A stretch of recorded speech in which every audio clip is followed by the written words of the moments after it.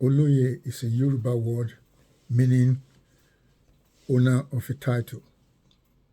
Chief was the usual translation by our British overlordship, a translation that was used to denigrate a status that was the equivalence of the Lord in England. Unlike in England, the Oloye was not a feudal lord. In ancient times, the Oloye was selected from within any group that culture and tradition designated to be vital to the harmonious functioning of the Yoruba society. We are talking of craftsmen, hunters, kings, market women, monarchy families, religionists, traders, etc. The Oloye was not a look at me, I have arrived title, although many of today's givers and recipients perceive it as such. In ancient times, the Oloye was a solemn status enshrined in the Yoruba culture and tradition. The Oloye were constituted into a deliberative body or council or Ijoba to govern as partner of a two-headed structure. The Oba was the other partner. The Ijoba made and unmade the Oba. That was how powerful the Oloye were in those days. The British recognized the political power of the Oloye. Hence, every one of the 100 or so treaties that Britain concluded in Yoruba land had the Oloye as co-signatories with the Oba. The British, by contrast, had no co-signatories with their monarch. Thus, by accepting the Oloye as co-signatories to treaties, Britain conferred on the Oloye an international character, recognizable under international law. Britain recognized the Oloye had a mandate.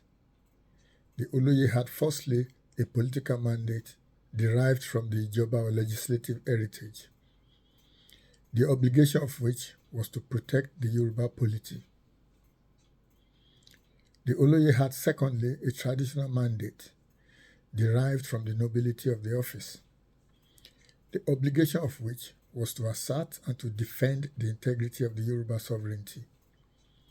In addition, the ordinary mass of the Yoruba people spontaneously conferred mandate on any one of their own who proffered the most logical solution to a problem. This may be called the Moremi mandate.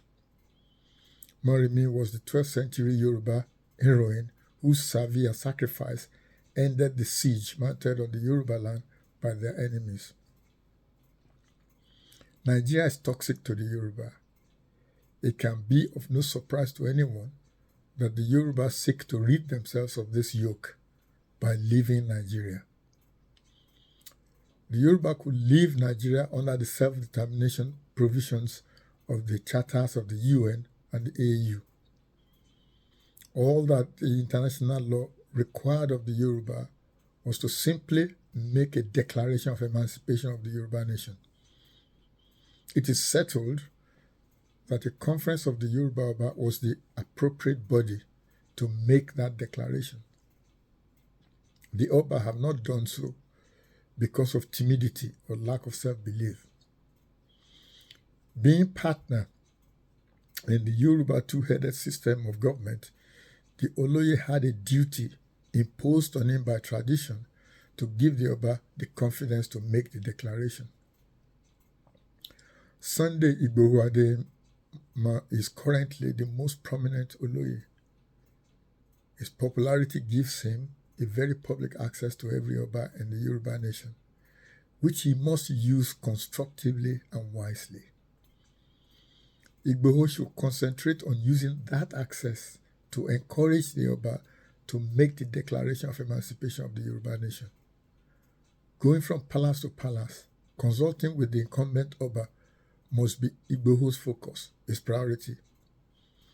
Igboho of 2021 is not the Igboho of 2024. Circumstances have changed. Igboho should borrow a leaf from Mandela, who, after he was released from prison, became a negotiator, not a warrior. Igboho should not concern himself with security of the Yoruba forests.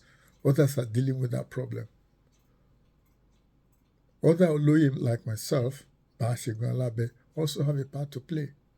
That part is to make known to the whole world who the Yoruba are and why they are deserving of support to have a homeland of their own.